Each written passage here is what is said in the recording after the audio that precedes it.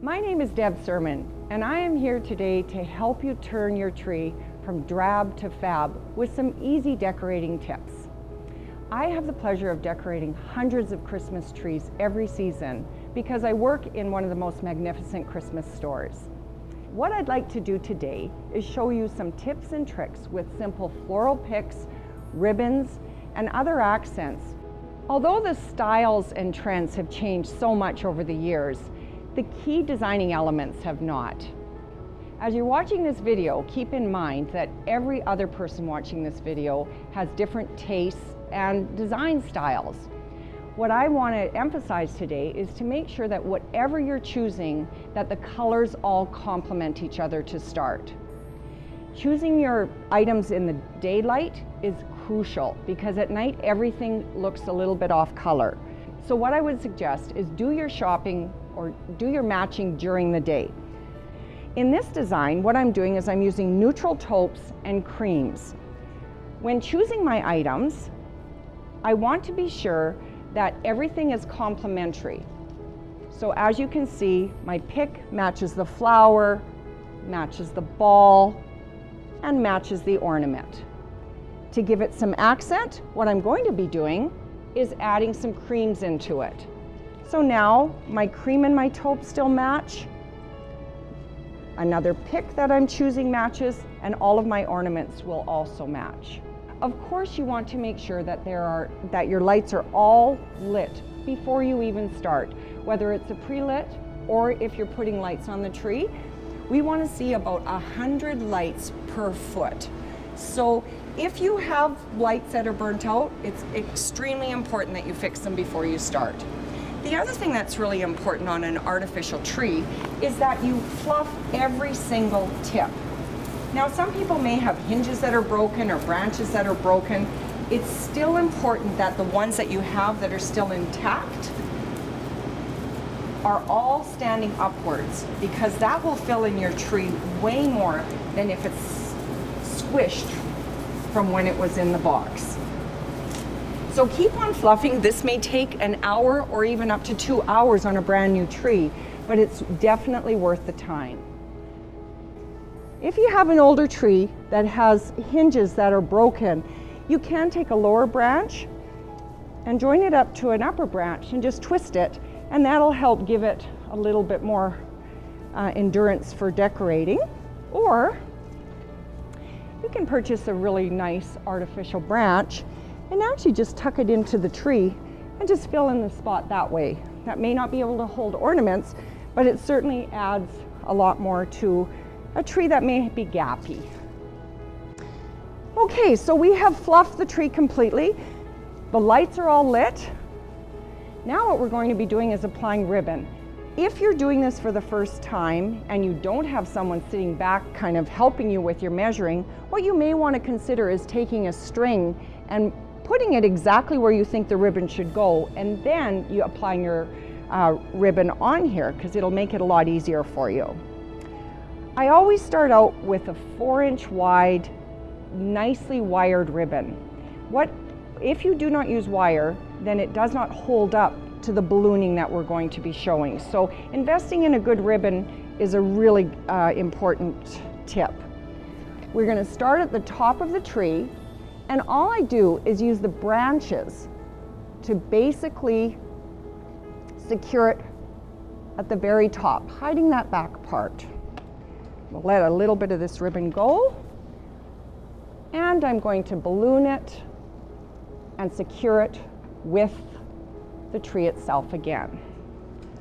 I have the pleasure of using a tree spinner right here that we sell here at Greenland, so if you're at home, you're going to have to move with the tree, of course. When I'm doing my balloons, I want to make sure that they're all very even. So in this case, I think that I'm probably going approximately 10 inches or so. And I'm very slowly bringing the ribbon down the tree.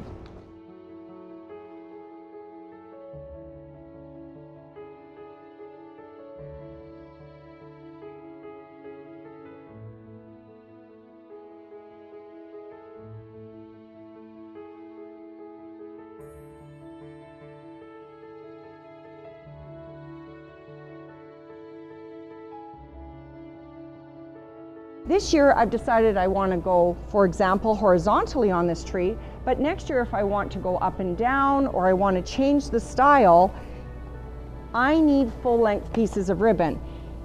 If you're cutting it, then that is definitely going to be a challenge.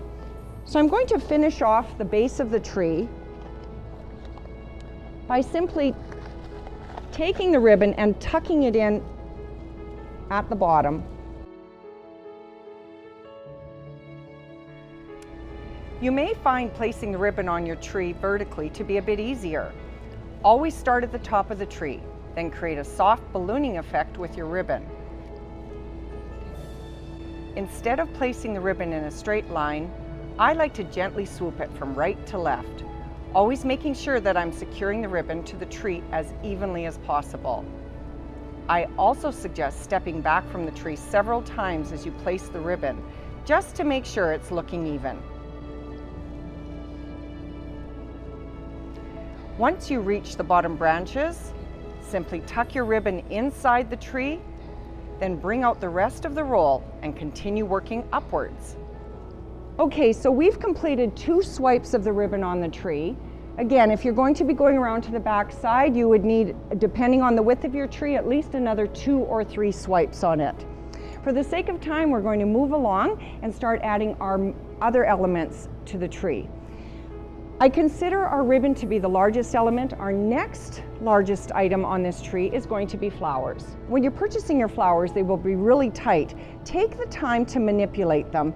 And often if there's a little bit of a sparkle, I recommend just putting something on the floor so you don't get it all over your rug or your floors. It's harder to clean up. So we give everyone a really good manipulation. Once we have our flowers manipulated, what I recommend is that you place them on first.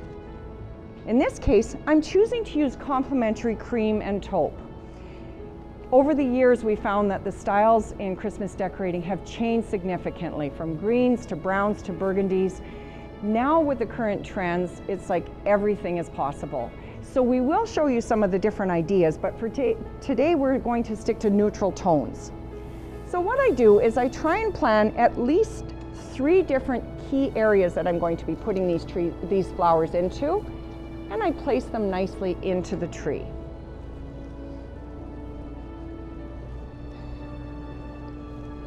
Okay.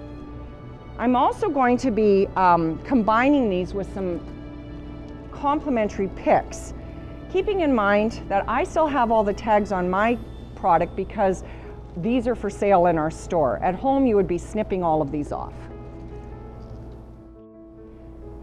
If you're using picks with your flowers, I always recommend that you really manipulate them so that they come bursting out of the tree and they give you that 3D effect. It really brings your tree to life, especially at night. You'll notice them glisten off of the lights.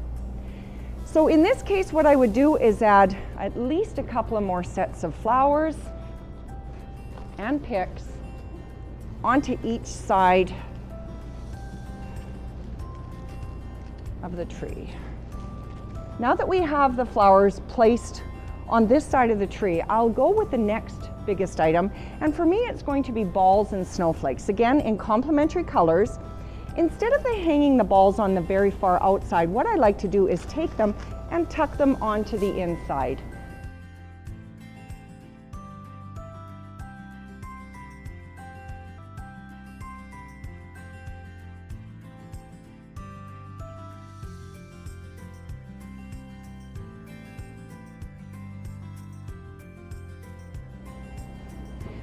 The part of this tree that I'm demonstrating took only about 10 minutes to do, but of course at home it would take a couple of hours.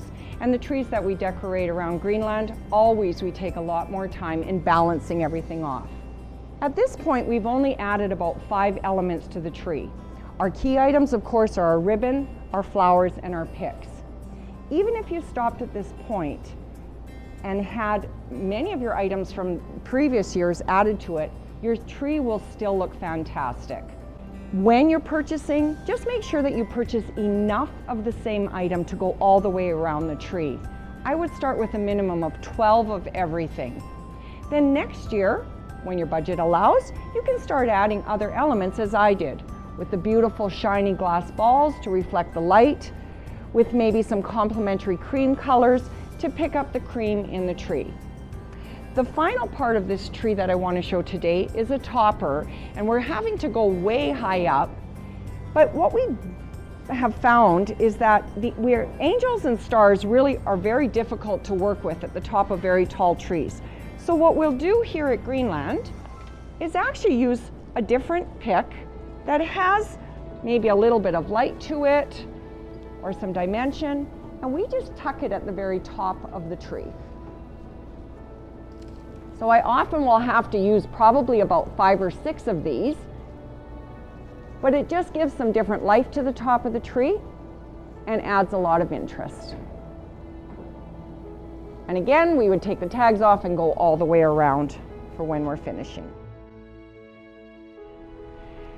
Decorating your tree can seem challenging, but by following these simple steps and adding in some of your favorite collectibles, you can turn your tree from drab to fab this holiday season.